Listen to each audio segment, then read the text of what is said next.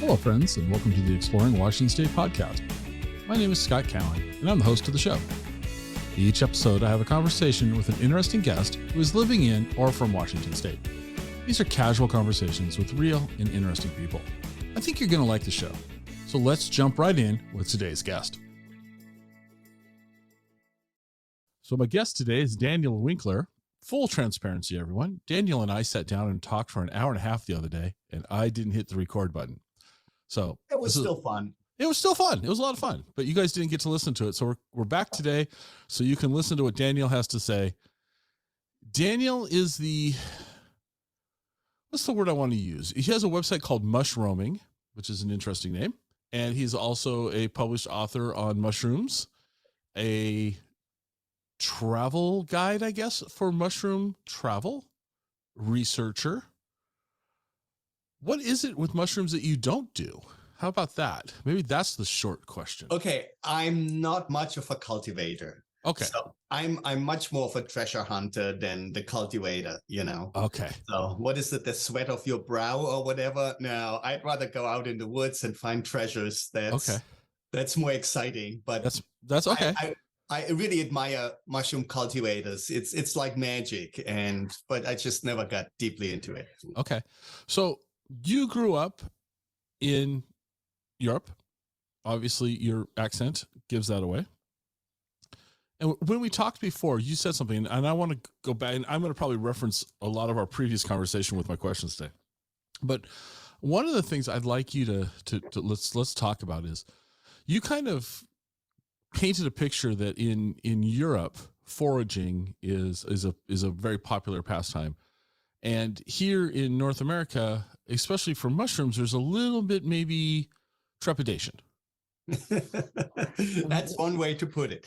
Why do you, so you grew up as a young kid, your parents took you out. I was reading your bio, and I think your bio says you went on your first mushrooming tour at 7. You convinced a friend's parents to go out there. I think we should talk about that. But as a young kid, you were out picking mushrooms out in the forest, and we don't necessarily see that much of that here in North America, Washington State. Why do you think that is? So there's a couple factors. So the one thing is that, of course, in Europe with traditional societies, the people have a much stronger connection to the locality and are more connected to what the environment offers to them. That's one factor. But you see, like here, blackberries in the Seattle area, that's how it should be. You know, there's something super tasty out there. You know enough that you're aware you're not gambling your life away. And there you go. And you have a great time. And yes, you get poked and smeared and everything, but it's so sweet and tasty. And so, you know, and that's a little bit with the mushroom hunting thing is you got to know what you do, and you know it's safe, and you're good to go. And the big problem is that the fear that you kill yourself by picking mushrooms is so irrational, you know, and it's just it's a really heavy burden, British heritage. And it's not all over Europe. There's quite interesting cultural differences between different European tribes and their love for mushrooms, or also food substances, you know, and preferences. And there's wine cultures and beer cultures, and, you know, and the different breads and so on. And so the mushroom too. And it's just, there's no other place like the UK when it comes to being completely ignorant about mushrooms. Okay. And that's our heritage here. Or you go to Australia too, and New Zealand, and you know, for the people now there discover they have mushrooms, and they're so excited, and it's so cool. It's like, how long are you there now? And you know, well, before we thought we're gonna kill ourselves. And oh my gosh. So okay. An interesting aspect out here is also native heritage, and you know, European takeover, and unfortunately, you know, whenever the colonial power showed up here, the native cultures were hit so hard already by the viruses that, what are the figures, that 80-90% of the population was already dead before the Europeans pushed in. And with that, so much knowledge and culture got lost. And, and the people didn't come here and say, hey, cool, what mushrooms are you guys foraging? So, there is very little record of that. And also here, especially in the Pacific Northwest, mushroom season is when salmon season is. And that is hard to compete, I think. That explains why mushrooms are not as sought after as one would think, knowing how many chanterelles and matsutake and puleets and morels and all what we have out here. I think, the salmon made it a little too easy for the people. Okay. So I'm going to read part of your longer fungal resume, and I'm going to stop because if you can't tell, words escape me sometimes, but I'm going to ask you to fill this in. Danielle grew up in Munich, Bavaria, and started hunting. What is the name of this mushroom that is your Steinpilz? Steinpilz. Okay. And these are your favorite edible mushroom. Right. So this is the king bolete, porcini. Okay. And we have plenty of them here. We have 5 different species that are very similar. Even the identical, one of the identical species we have here too, or at least the taxonomists have not dared to change the name yet. And and like you live in Wenatchee, and oh man, the Spring King is one of these boletes. Is you just have to drive half an hour, and there you are in Spring King heaven in June. No, so I'm going to put you on the spot. I'm going to drive a half hour. Which way am I going? You go back into the mountains. So towards Leavenworth, then? Yeah, towards Leavenworth or up any other of the rivers that come down to the Columbia. Okay. And there in the pine fir habitat, you find in spring, when there's enough moisture in the ground, you find these really firm, big spring kings. And easy to identify, very tasty. And I already know there's somebody in Wenatchee that's going to be really upset when that is shared like that, but that's common knowledge in the mushroom community. And there's good years, there's bad years, and it's all about timing and locality. So you got to put your time in to figure it out. But once you get the hang of it, you can use that year after year. And of course, the best is you team up with people who have knowledge. You search the internet, you get yourself the right books.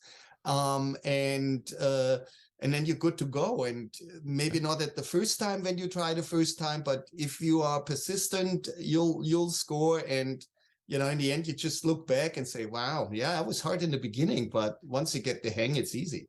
Okay. So the last thing on your bio page, 2 questions. There's a photo of you, and you're holding a large mushroom in your hand. Mm-hmm. What is that mushroom?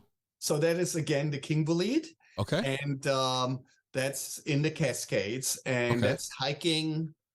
What was that? That was late August, early September. So whenever we get early rains or summer rains, August, early September, that's just perfect for these mushrooms. They like it a little warmer than many of the other fall mushrooms. All right. Now this is the important question. In that photograph, you're wearing a tie-dyed shirt, and I cannot make out what is on the shirt. I actually removed that. I don't know. I was a fool, but it's a Dark Star Orchestra. Okay. All right. So yeah, I do enjoy. That's a band that's been playing, reenacting Grateful Dead shows. So a tribute band. By now I heard we have about 800 Grateful Dead tribute bands. Are you kidding me? Yeah. The music is alive. Wow. It's wherever you go in the US, you have in every city, you have bands where the music never stops and just keeps going. And Dark Star Orchestra were one of the early ones. And last September, I was lucky enough to go home to Munich, visit family, and also join Dark Star Orchestra redoing the Europe 72 tour. So, which was nice guaranteed for our shows. So yes, that would be okay. Yeah. So we both know that we both enjoy the Grateful Dead because of our previous non-recorded conversation, but Danielle and I have this shared affinity for the jam band music and the Grateful Dead, and so the mushrooms do figure there too, right? They do. So now the other, I guess I lied. There's one other thing I need some clarity on. So you described the Stein pills as your favorite edible mushroom. Now, why add the word edible?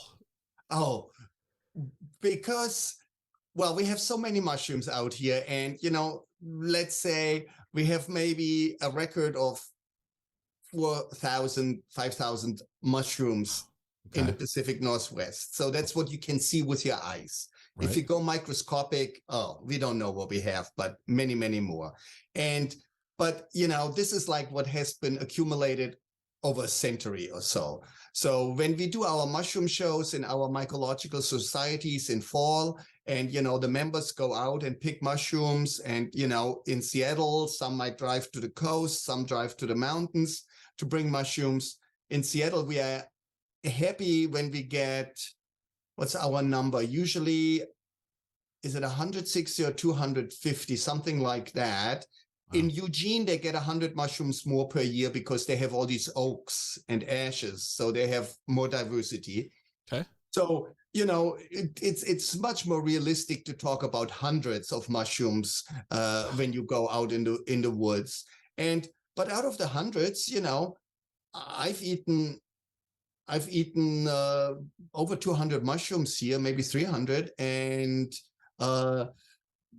so there's way more edible mushrooms than there's really poisonous or toxic mushrooms. And there's so many where you just don't bother because they're too small, or just who knows. And in other countries, we do have protected mushroom species. In the US, we don't have any legislation to that. Washington State has one protected mushroom, which is a giant polypore that gets 4 or 5 feet across and is only in old growth forests and bridgeoporous. And, since we have taken out, 95% of the old growth forest, of course, that hits a mushroom like that. Right. So non-edible mushrooms, there's a lot of beauty and very interesting ecological functions, also medicinal functions. A whole bunch of our medicinal mushrooms are extremely bitter. And so, that disqualifies them from the cooking pot. Okay. Though some people, add that to make teas and coffees like reishi, the ganoderma, the lacquer conch, and then drink these extremely bitter teas. And, we can get used to all of it. Just like, well, nobody started drinking coffee, beer, or wine and say this tastes great at the first take, right? Now, I liked coffee from the very beginning. You did? I did, yes. But truthfully, I didn't like beer from the very beginning. Yeah, no, coffee, I like the smell, but I'm now drinking since 2 years for writing the book. I started to drink it in the afternoon. So I had a productive session in the afternoon, and it's a powerful drug. My God, yeah. I was impressed, and it really helps me focus and being productive in the afternoon. Okay. But I don't want to end up like 10 cups a day or 5 cups a day. That's you be fine at 10 cups a day. I'll do my green tea. I do my 10 cups a day. 10 cups of green tea. Okay. Yeah. See, tea hits me differently than coffee does. That's interesting. Okay. So I've now bounced over to your presentations page, where one of the things I think that you do that's kind of interesting is you're also your own photographer. Oh yeah. I love photographing mushrooms. I mean, there's the bonus. They don't run away. Yes, you have to find them. Okay. The wind is most of the time no problem. Like, when I try to take orchid pictures and then the wind moves these things, it's just such a challenge. It's really harsh on the equipment because you're out there when it's wet and hands get dirty and cameras get dirty too. So but it's just amazing what you can see, and you know, and then with macro photography, so when you really can see details. And now I got into photo stacking where, you know, I take maybe 10, or of a little thing I take 50 or 80 different photos, and then with a software, Helicon software, then that makes one picture out of it, and every tiny detail is in focus. Like your eye can't even focus on a thing like that, and Wow. there's just such beauty. And then I drag it through Photoshop, work on contrasts and colors and light, and then, you know, it's just amazing, you know, what's out there and how you can see it. And you know, when so many people, we go through life and don't even know there's mushrooms, and if they maybe see one, they step on it because it's a danger to their survival. But once people start stopping and looking, it adds so much enjoyment to their life. It's amazing. Yeah, no, absolutely. So you, going back to what something you said, the one mushroom in Washington State that's protected, you said that it grows to 4 feet across. Yeah, 4 or 5 feet across. It's a polypore, so it's a conch, very tough. It's very hairy on top, and it grows on ancient giant, I don't know if it's Douglas firs, some conifer. I've only seen it once, and we keep, where we find them, we don't share the locations besides a few people who work on these things, so that nobody goes there and, you know, goes trophy hunting. And so down below, it's even hard to recognize because it's so big and it gets so old that lots of debris will fall on top of it. So how long? So how long does it take to grow to that size? Yeah. Oh, I would guess decades, you know. Oh, okay. Yeah. So because it's a conch, it's a woody mushroom, so it adds on each year. Okay. And it adds on a layer, and it gets a little wider. And so like agaricon is another famous conch, and that can definitely get 50, 80 years old, and it adds each year a little bit. And so, you know, but we have, on the other side, we have regular mushrooms, cap and gill mushrooms, that are just up there for a couple hours, you know, and they just grow their fruiting body, they release their spores, and then they disintegrate. So see, that's my very, you know, my very layman's knowledge about mushrooms is that's what I was expecting. And so I was trying to figure out how this thing would grow 4 feet big.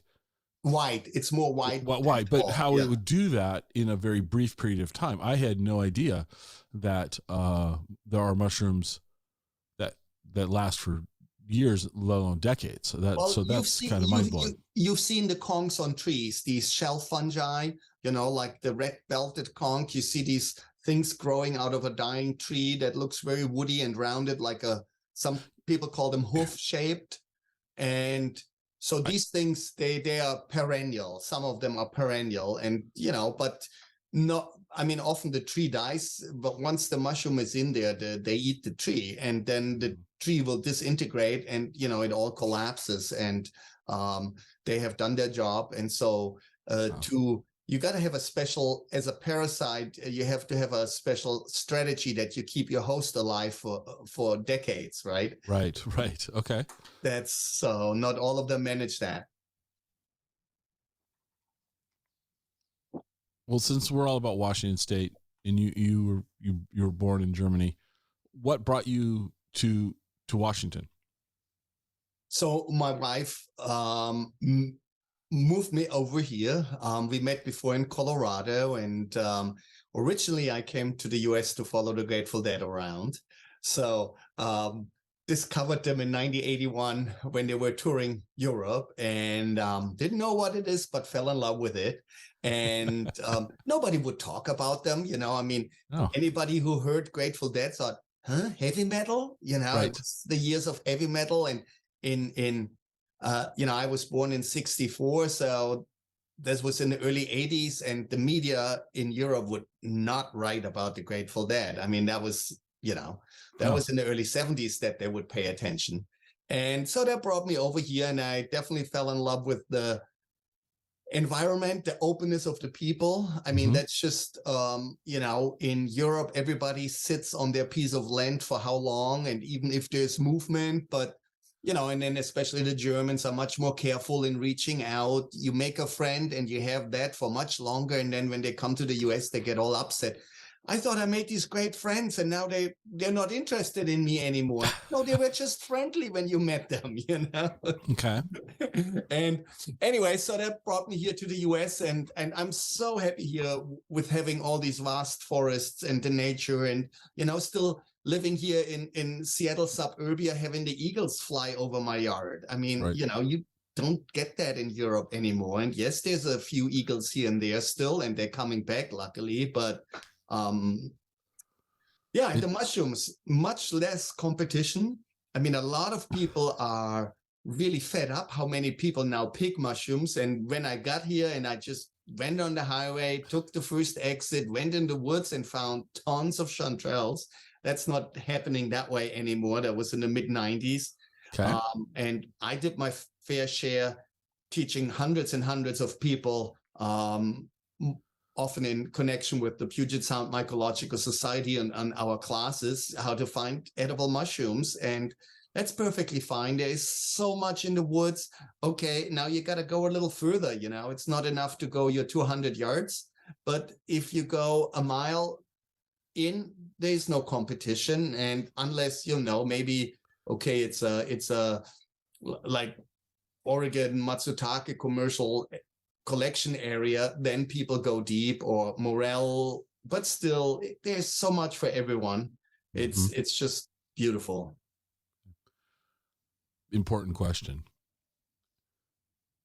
Best Grateful Dead show in Europe and best Grateful Dead show in North America. Hey, Scott, when are we going to talk about my book? Huh? Oh, we will. But you got to answer this question, because you are one of the few people I've ever had the luxury of chatting with that's seen the dead in Europe.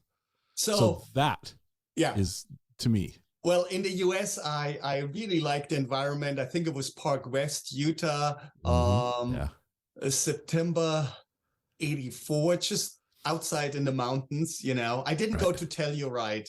I didn't catch when they played Telluride. I was a fool. I saw the end of that tour. That would have been the place, definitely. I really liked high school gym in Augusta, Maine. That was just so small. You got to see that show? Yeah. Awesome morning dew. I mean, they just got out all the best songs. And okay. And then in Europe, maybe Berlin 90, because I was living in Berlin and I have bought for all my friends and all the other deadheads we knew 25 tickets in the first 2 rows, just going up to the counter there with cash and getting the first 2 rows. Okay. So that was pretty cool. And all right. Yeah. Okay. That's Ventura, California on the beach was awesome too. That's So your latest book, Fruits of the Forest. It's a field guide to Pacific Northwest edible mushrooms. How many books have you written now? That's my first proper book. I did a whole bunch of mushroom fold-outs before and wrote dozens of articles, scientific articles and popular stuff. So so I had to do that. It's always when you just end up writing, the smaller, more concise stuff that I was scared. It's big, it takes so much time. It's a lot of work. And I did it all alone, which is just, there's describing mushrooms. I mean, the nice part writing about them, infusing it with all my background knowledge, with all the ethnomycology about mushroom appreciation in other cultures and how you best work with it, and fun anecdotes. I mean, this was also awesome to do, but that's done quickly, that's right. Flows.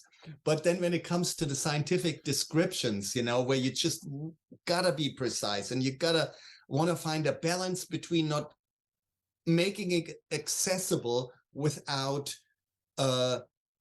without leaving out important details, and then finding the right terminology. I mean, so much in mycology and botany is terminology, and all these words which most foragers around the world don't have the vocabulary. You don't need to be able to put a word to the little details you're looking at.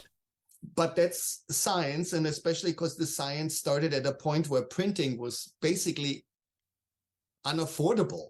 And by now, we can have images on all our devices, and we can take them with us in the forest. So we can do so much more with recognition by eyesight. And that's what we've trained for millions of years, to recognize things.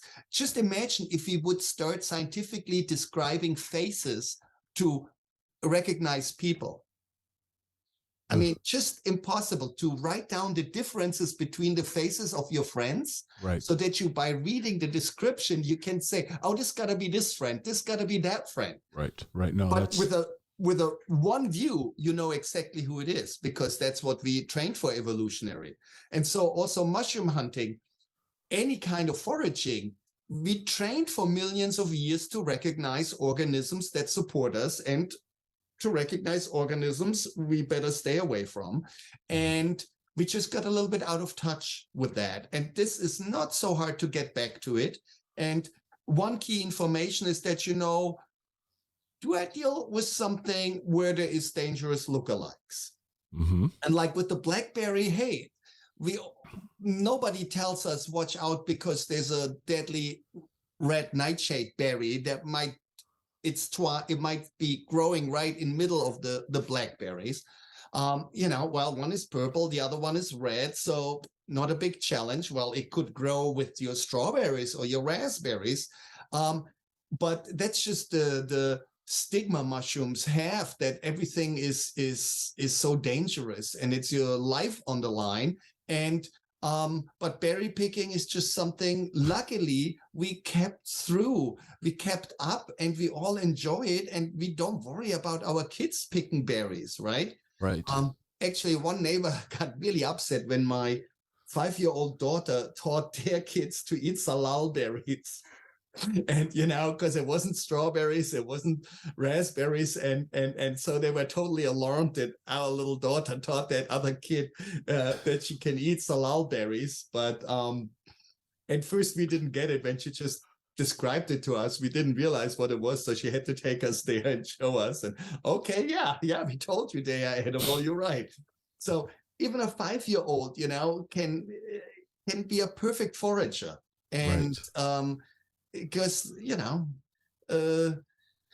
that's just what we evolutionarily have been done till we got into this whole agriculture thing that messed up a lot of things and helped us to multiply way beyond sustainability. Right. So I got some questions about the book, for the process of it. But the first question is, what was your reaction when you saw it for the first time? And have you seen it in the wild, so to speak? Where was the first place you've seen it on a shelf? Well, I got a picture from the publishers. And so I saw a picture, and then it took quite a while. It took way longer than I had expected to actually get my hand on it. So I was back in Germany visiting with my 92-year-old father, and I was really hoping to get him a book, not knowing if I see him again. And that unfortunately could have easily worked out, but it didn't work out. And then I got back here, and then I still had to do, phone calls. Hey, how come? Where's the book? And then finally, and it was just so nice, I mean, it's 400 pages, so it has content. And yes, it's not really a pocket guide. And my thing, I mean, as we talked about, I love doing pictures, and I made sure that these pictures are big enough. Actually, the whole printing got held up because the pictures at the so-called final layout were too small.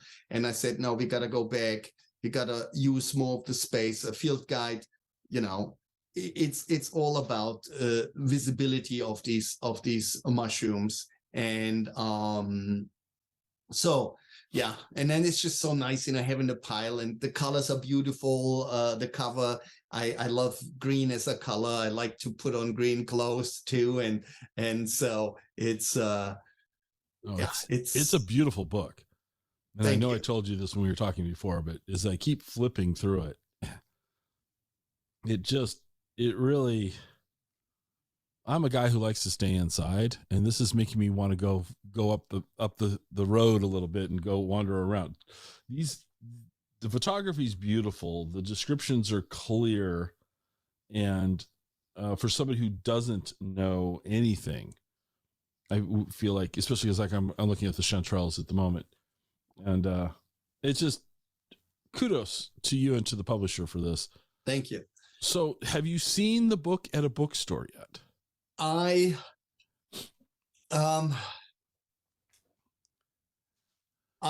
did. I think the first time. Where did I see it?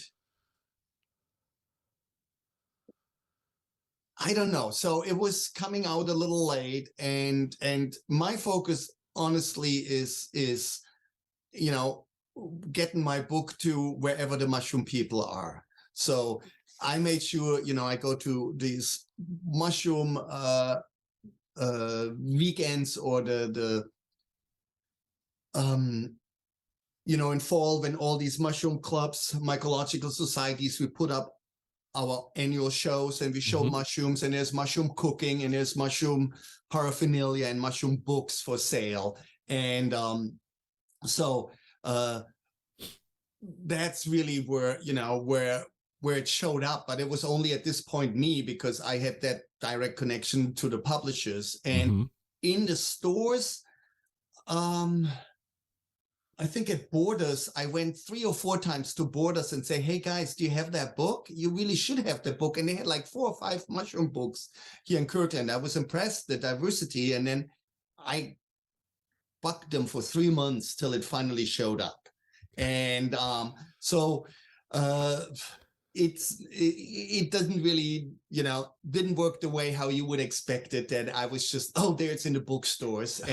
And also for me, economically, it's so different if I sell it through my webpage or directly, or if it's sold online, where at this point I just get 10-12% of the wholesale. So I'm down to $1.20, $1.50 a book. So my struggle here is right now that I get it out, that I mail it out. And but it will be in all the bookstores, and I get such great feedback. And I went also to a couple bookstores. I go to small bookstores when I'm out there mushroom hunting somewhere in the backcountry, and I show it to them, and then they get excited and they order it and so on. So, but it's just got out in November. It hit the market, so it's very short, and so next fall really is when it's gonna be everywhere. So I don't know if this will make you feel better, but your struggles, I've talked to a fair number of authors, and what you just described is pretty typical from what I've heard from other authors. The funniest thing I've heard, to me, this is funny. The funniest thing I heard so far is there's a guy in the Seattle area who writes, he's got some books out on the Prohibition era in Seattle. Oh, cool. And I asked him, I said, so where was the first place you saw your book in real life? And he goes, oh, Bartell Drugs. And I'm like, what? He goes, yeah, I walked into my local Bartell Drugs and it was on the shelf. And I would have never in a million years guessed Bartell Drugs would be the source of. Well, that's a little off topic, but that's one of my beefs here. Living in the US, we have only so few drugstores, and they hardly have any drugs. You need a specialized Band-Aid, and oh no, we don't have that. But get your soda pop, get your printer paper, get anything. But really, what drugstores should be about, because the margin is not good enough that they offer you some specialized Band-Aids. Right. Yeah. But it's cool if they have good books. Yeah. So one of the things you're doing, kind of a promo tour for the book, right? You're doing a road show. I try to, whatever I get offered at this point, I take, which basically I did before too. I mean, yes, I want to be paid, but I've been doing for 10-15 years here, going to the libraries, doing presentations. I was also in Wenatchee some years ago, and Tonasket and Curlew. So I did some of the remote places in Eastern Washington and really enjoyed that. It was also Spring King season. So on the way back, I got me a couple Spring Kings too. Okay. But yeah, and I mean, the libraries are just awesome in the US. You know, this is basically people, this is how socialism, how beautiful socialism can be. There's a library. It's not about making money. It's about serving us all. It's pooling our resources and really educating and entertaining and providing access like the computers and so on to the people. I mean, this is as good as we can do as people working together. And of course, as an author, I could say, well, I want people to buy my book and not get it at the library. But no, libraries are awesome. And this is really what we have to remember ourselves, what we are capable as a society, that we can work together and really make everybody happy. And so I do a lot of library tours. I always give talks to the mycological societies. And so now with the book, it's the same and a little bit more, and adding some bookstores like in Kirkland, Book Tree, which is a tiny store, which, you know, we really got to keep these little stores alive. You know, I mean, we're killing ourselves in our need for comfort and in our frugality. You know, we need diversity, economic and ecological and cultural diversity. And bringing, you know, giving all our money to Bezos is just, we're killing ourselves. You know, it's, so I try to stay away as much as I can from these monopolists, and I don't offer any of my other field guides or my merchandise on any of Amazon. I mean, yes, it's super convenient. They have great ideas, but you know, our legal framework is not ready to handle that. It's not willing to handle that. And so we need to make our choices. And I'm in the lucky position that I can say, okay, I can pay $1 more and go over there, and I don't need everything the next day. And so, okay. So I do a book tour, and I really love it. Having done the years with Zoom, where you don't see the people, maybe you see a couple of tiny pictures, but I gotta remind myself, there's people out there, you know, Right. Don't just download information. Except for in Curlew. Curlew, yeah, very different. I mean, that was definitely an awesome night. Even if I didn't find the town first, I drove twice through it and I didn't realize that was it. And my cell phone wouldn't work. So yeah, it's just such a beautiful corner, you know, and that's one of the things, mushroom hunting, to get in these corners into Washington, you know, into places. There's so much beauty out there. It's such a huge place, you know, and having grown up in Munich, Germany, you know, I mean, you drive an hour and you're in the next town with 500,000 people, in Augsburg, you know, which been around for 2,000 years or 2,500 years. And then everything is so close and so many people. And here is so much space and so much nature. It's just amazing. So I've never been to Europe yet. So like I told you before, my daughter lives in Austria. And, you know, when I hear her, and I hear people, you know, like you said, 30 minutes away, it's another big city. And I'm so used to when the entirety of Germany would fit in the state of Oregon. Right. And then 80 million people, 84 million people. That's crazy to me. That is crazy. Yeah. And so yeah, it's kind of mind boggling to me to try to wrap my brain around it. So the book, so you're selling the book directly off your website, which we're going to put a link into in the show notes so people can look at that. But you also have your field guides are also on your website too for sale, correct? So people could pick those. Okay, great. But the other thing that you're doing, which isn't related to Washington State, but it's so cool, I think we need to make an exception. You're going on some adventure tours this year to Bhutan and Colombia. Yeah. When I think of mushrooms, I don't think of Colombia. And the Colombians won't think of it either. So okay. It's why not on the radar there usually. Why Colombia? Because I have mycologist friend, and when I grew up, I had a guy in my class who was born in Colombia, German family, but they had emigrated to Colombia some generations ago. And then his mother said, "This is too crazy. I raised my kids back in Munich." And so I always wanted to go there, heard crazy stories about it. And then I was introduced to a mycologist, Tatiana San Juan, who got her PhD on cordyceps, which are these really bizarre parasitic tiny fungi that take over insects, and then they grow a little fungus out of the insect. And yeah, so right now people have this watch all The Last of Us, which is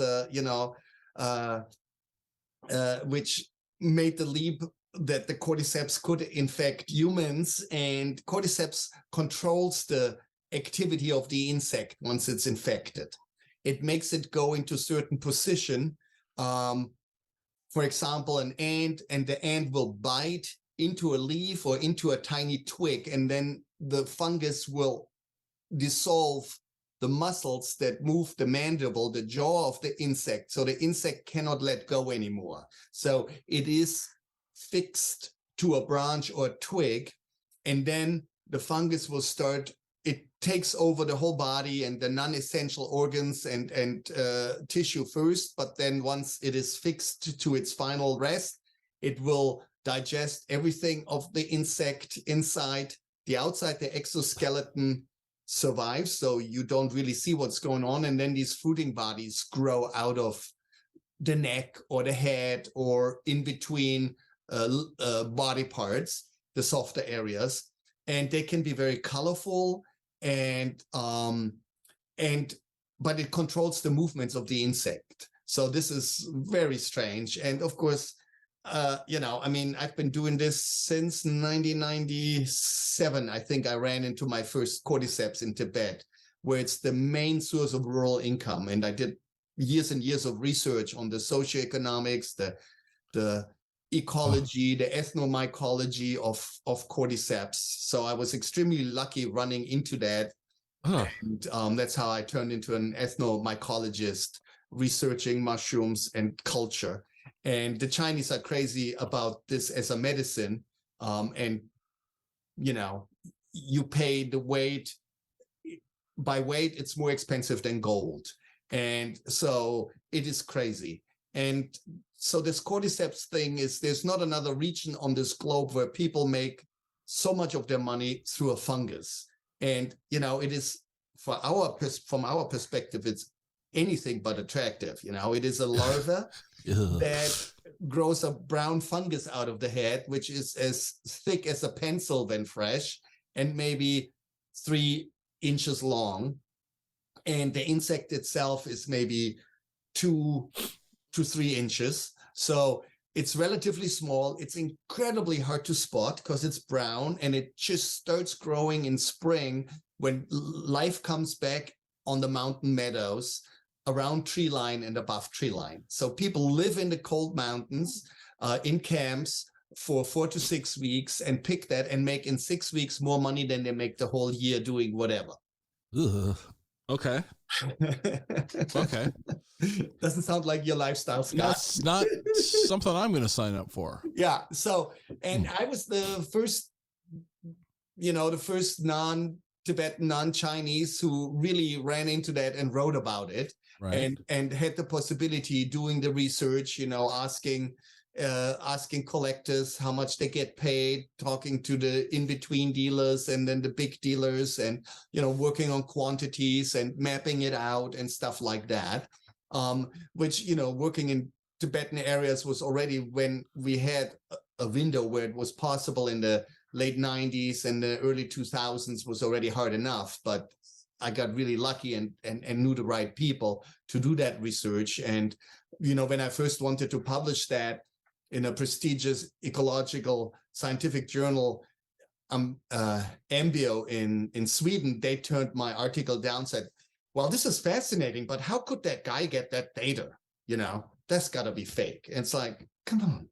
anyways, I didn't do it as a PhD, so that was another thing. But it was just, so this is how I really got scientifically deep into fungi and where I had something with substance. And that's when I started out, presenting on on the caterpillar fungus, or Yartsa gumbu, the Tibetan call it. And also researched all the other edible mushrooms and the mushroom markets in Tibet, and brought home these beautiful, colorful pictures, and was right there witnessing how with the economic opening of China, how outsiders would come into the Tibetan areas and tell the people, hey guys, you have morels, you know that? And morels were not big on the Tibetan radar when it came to edibility. And so, like, it would be Chinese Muslims, who are often the itinerant dealers. They would go there and say, hey, we pay you, let's say, $50 a pound if you bring us these. And so that gets the people really excited. And then, but that's only till people figure out what it is, and then say, okay, now we got to get real, and we pay you $10 a pound. Mm-hmm. And then people got really upset, and morels happen to be hollow. And then people start putting rocks inside to drive up the weight, and then the dealers got really upset. And so this is the beginning, how you teach people, hey, look for this mushroom. You might not be into it, but there is a price to it. And now morel hunting in spring for the international market is a thing. And a Tibetan collector gets the same amount per pound as a collector out here gets on our in our burns. That's where people collect commercially morels. Whenever there was a forest fire, the next spring, assuming there was enough snowmelt or enough rain, the morels will pop like crazy. And that's where commercial picking pays off. And it's a global market. You get the same amount, fairly the same amount for American picker or a Tibetan picker. Luckily in Tibet, you can probably buy 10 times the amount of tea for the same price. Coffee might not work. You pay the same as you pay here. Nobody drinks it there. But that's fascinating. So I think what I want to like work our way towards wrapping this up with, if somebody in our area in Washington State is now getting intrigued and interested in learning more about mushrooms, what do you recommend is a good first step? Yeah, so it's the best is there's a handful of mushrooms that are much easier and they're fairly safe to collect. And so the chanterelle, we live in chanterelle heaven. There's no other region on this globe that has as much chanterelle biomass as we have out here, and especially in our lowland Douglas fir hemlock forests. Mm-hmm. Forget about red cedars, forget about maples. They don't have good edible mushrooms on their roots. Hemlock Douglas forests full of chanterelles if the conditions are right. So when there has been enough rain, when the rains came back in fall, 2-3 weeks later, and all you got to know is you look for these yellow orange things, and you can do great in any plantation forest. You can do great in oak growth forest or in older forests where it gets often much harder if there's lots of sword ferns that you don't see much. So these barren plantations, it's so easy to see them. And, then it's just a handful of things. You got to compare it to a picture. You got to feel how hefty it is, how it has a rubbery consistence, how firm it is, how it has a fruity apricot-like odor. And then you look at the gill-like folds or ribs, that run down the outside of the cap and down the stem.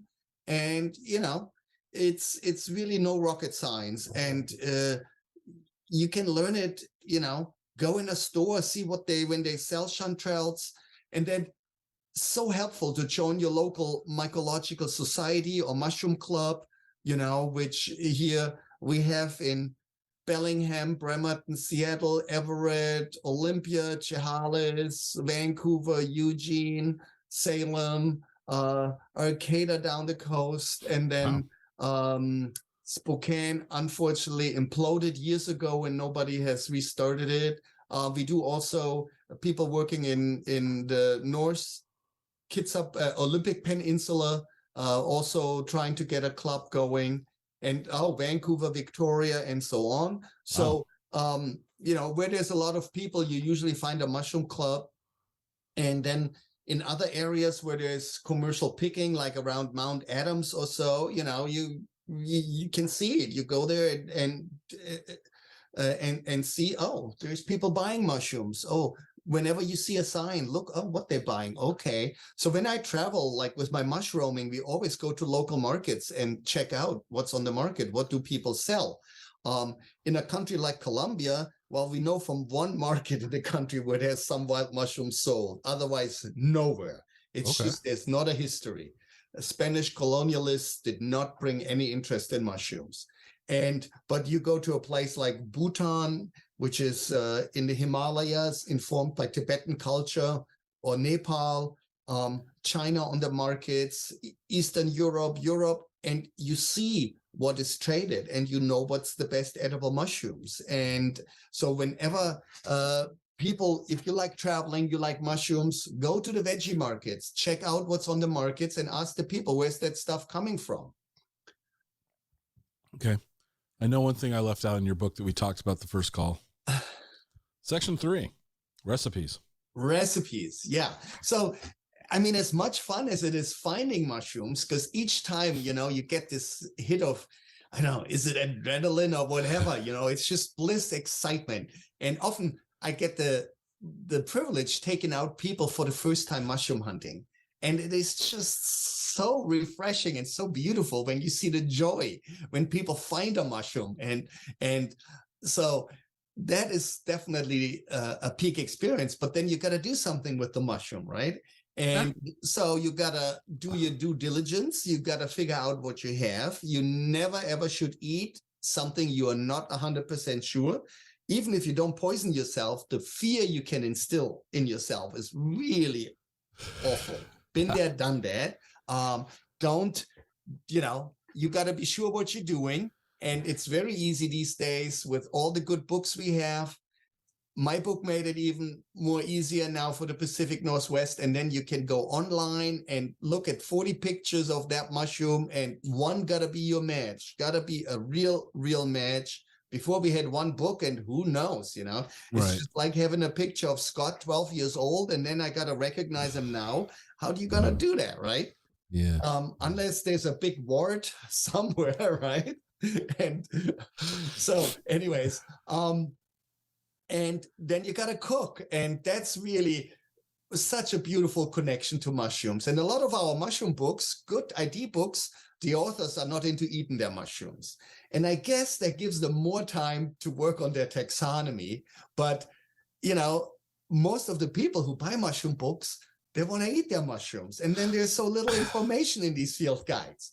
So I really came from the perspective, we don't need another Pacific Northwest field guide that describes, another Amanita or another Russula.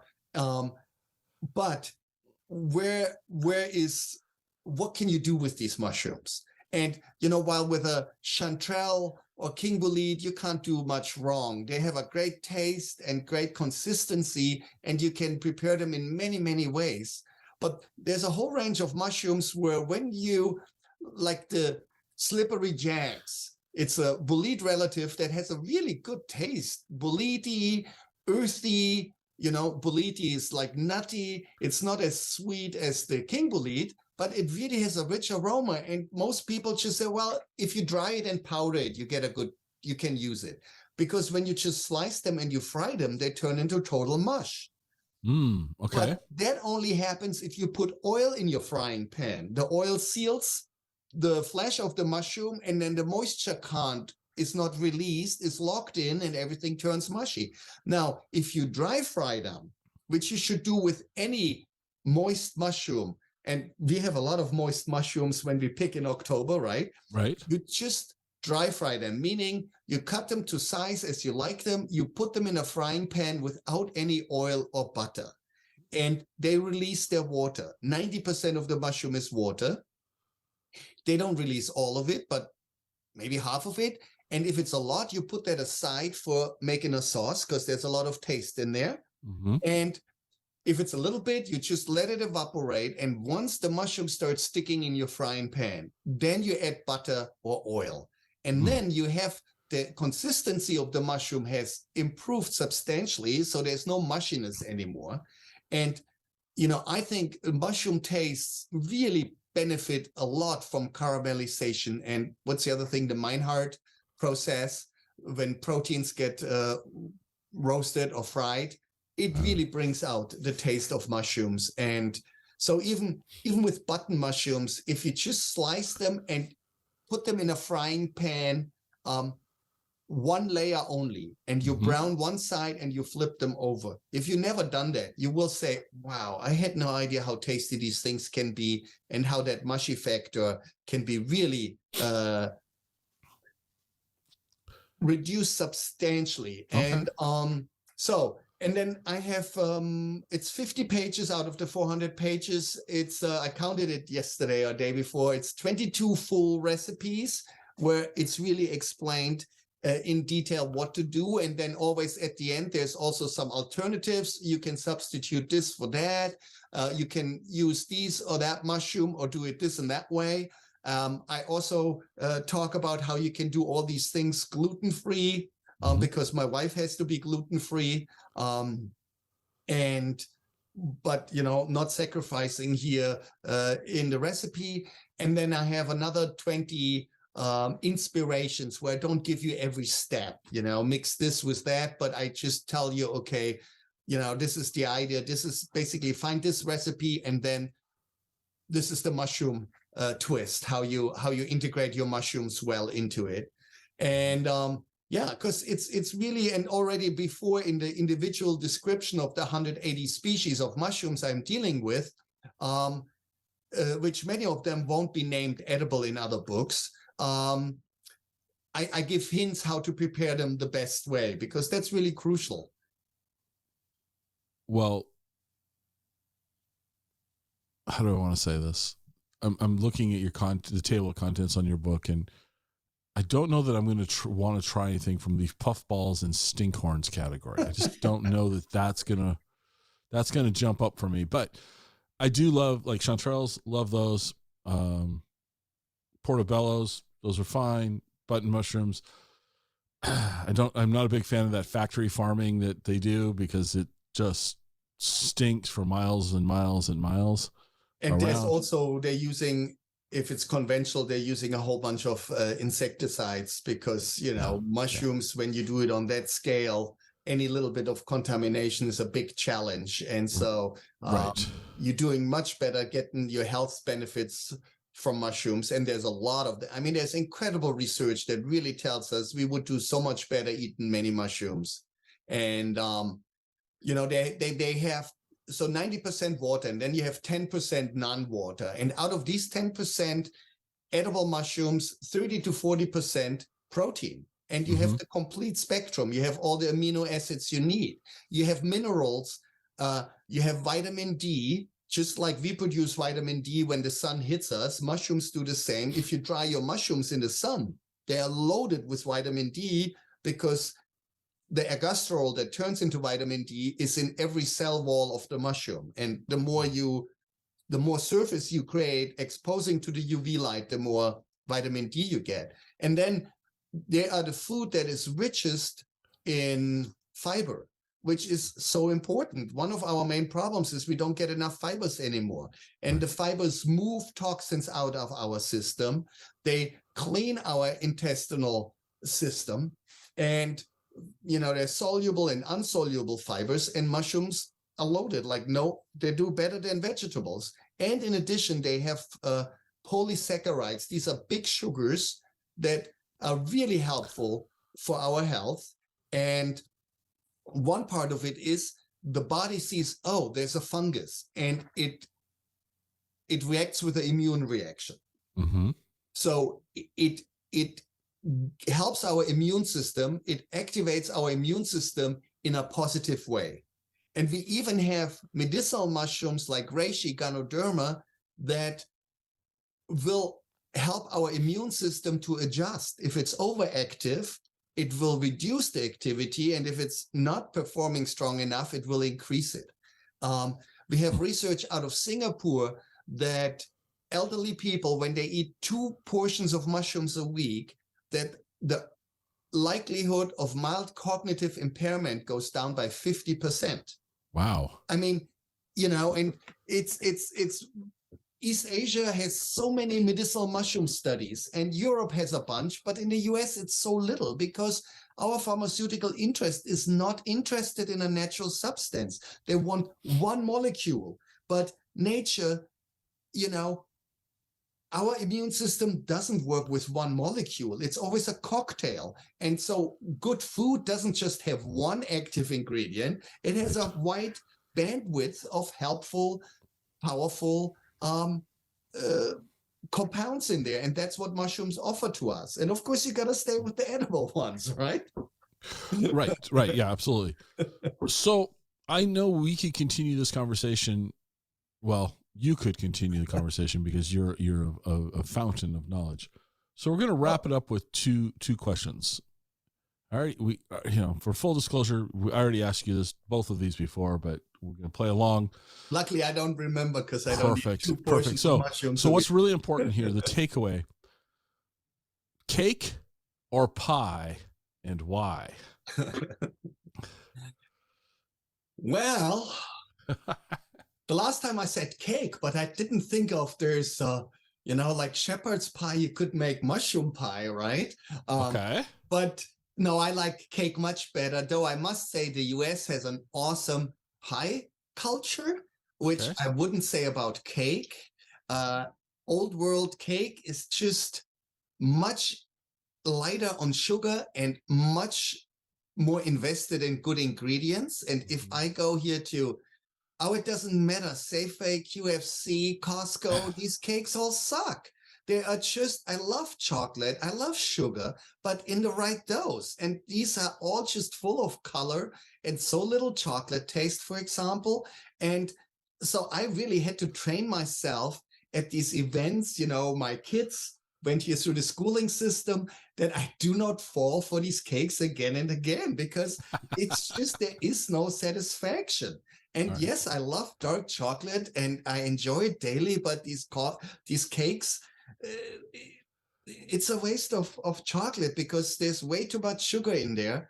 And so, yes, I do love cake and I love good cake. And I'm hoping there will be a revolution, just like within the brewing scene, where the US settled for watered down beer because the US government told them in the Second World War, hey guys, you're using too much grain.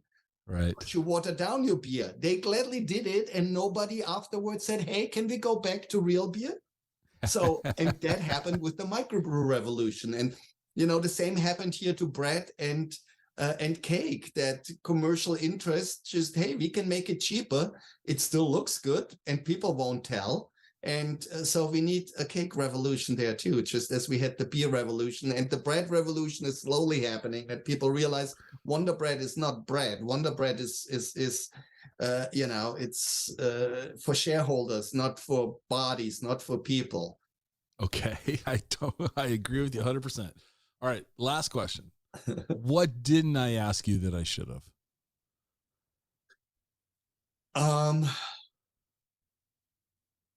Well, I think, unfortunately, since we already talked before, we covered a lot of things that we didn't talk about today. And I think the one important point I alluded already to is that British culture, American culture is so informed by fungophobia, the fear of mushrooms. Mm-hmm. And yes, we got to be careful what we eat. We got to know what we eat. And the same thing applies if we go foraging or if we're in the supermarket. It really pays off to check out what you're eating.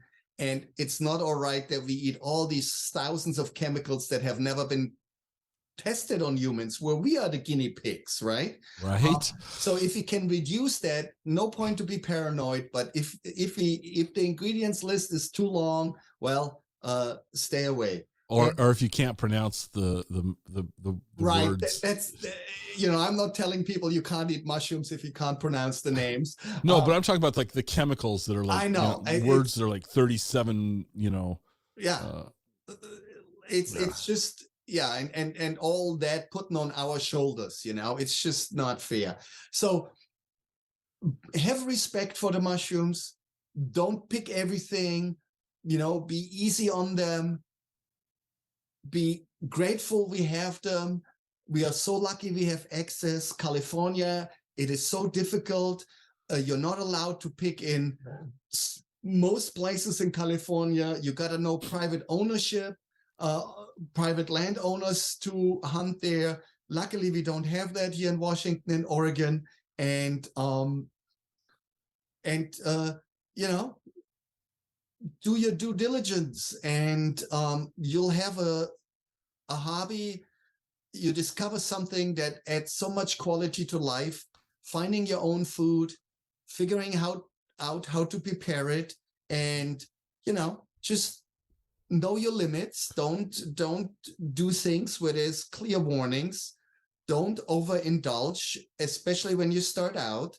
When there's a warning that people get a reaction, well, make sure it's not you who gets a reaction. Eat a little bit, and then the next day eat more, and you're fine. And for most people, and yes, a few people like morels, great mushrooms, but I don't know, we don't have a percentage, but a handful of people get sick eating them. And most people don't have a problem. And so, just do your due diligence, and you add so much quality to life. And when you're out in nature, suddenly there's a whole new dimension you're discovering. And it is a little dangerous in regard of the speed, when you're out there hiking, and my wife really wants to get to a peak or destination, and there's me who gets stuck again and again. So we have sometimes rules. Mushroom picking only on the way back, right? Gotcha. All right. Well, Daniel, thank you so much for taking twice the time that we would normally take. Well, thank you, Scott. I enjoyed it. I can encourage everyone to make sure to check out the book, The Fruits of the Forest. It's beautiful. It's informative. It's gonna, like I said, I'm gonna get off my couch and go take a look here around a little bit. There's some stuff in here that I could ask you questions for hours on, but I'll spare you. But I do have one last question. So what's the future going to hold for you? What do you want to do in the future? Good question. I mean, the book was on the radar for a long time. I had other publishers who wanted me to write a book, but the framework was just, work on hire. I mean, disgusting, where I have no rights to what I write. So I didn't do it. And Falcon publishers and their field guides are disappointing. So I'm very glad I hold out and said, no, I'm not going to do that. And very happy, haven't done it now with the Mountaineers, who had their first mushroom book. I mean, they've been around for how long, know? And then the first mushroom field guide, well, it's just, fungophobia. So I don't know exactly what I'm going to do. I love soils. We have the climate crisis. That's a big deal. My mushroom tourism is not really in line with our carbon footprints. Okay. It's such a challenge, the whole travel industry here. And that's why I offer always like 2 weeks and encourage people even take more time, because, to these distances is just, you got to make most out of it. Really make sure it's worth it. And I don't know exactly. I'm not going to write a book like that again. And I'm not going to just say now I'm going to write that same thing for the Midwest or the East Coast, because regional guides are always much better than non-regional guides. I might do something for the tropics, Latin America, because there's nothing out there on edible mushrooms. Okay. And I did a fair amount of work there in Bolivia and Suriname, and think that would be a contribution. Our Amazon field guide, which is still a fold out, but nothing else really available for the Amazon. We just publishing now a Spanish version. And but I might, so I don't know exactly, you know, maybe I gotta go into soil protection, you know, I feel a little guilty with the whole climate thing, and you know, for the next generations, and we got to get that carbon back in the soil. And mushrooms have a really small carbon footprint, but of course that doesn't apply when you drive your 3.5 hours in the mountains to get a basket of morels.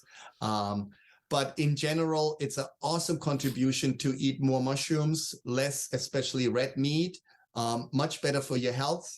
And the carbon footprint is not comparable.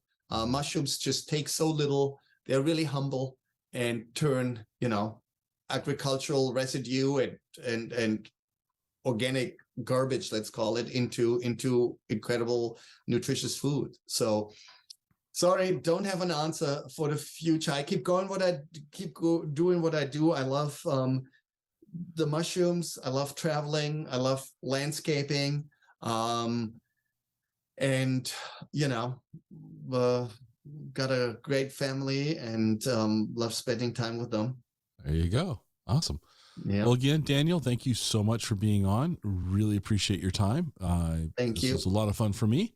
And I wish you much success with the sale of the book. Thank you. And people can get it from my mushroaming.com webpage. So, and I usually mail it out the same or the next day, and I'll happily sign it for you. And there's a couple other small perks you get with that too. So I really appreciate that. And Scott, I hope you get out in the woods and look out a little bit for the mushrooms. I will. And I'll report back too. Right. And otherwise, if you ever come over here, let's go together and see some music. I will take you absolutely up on that. That would be a lot of fun. Right on. Okay. Okay. Bye-bye. Bye. Hope you enjoyed the show. You can reach me on Twitter at ExploreWaState. I'd love to hear your comments. You can also visit our website at explorewashingtonstate.com. If you know anyone who would like the show, it'd be amazing if you'd share the show with them. This is the biggest way that we grow this show. Good old word of mouth. I'm glad you were here with me today, and I hope to have you listening to the next episode. See you then.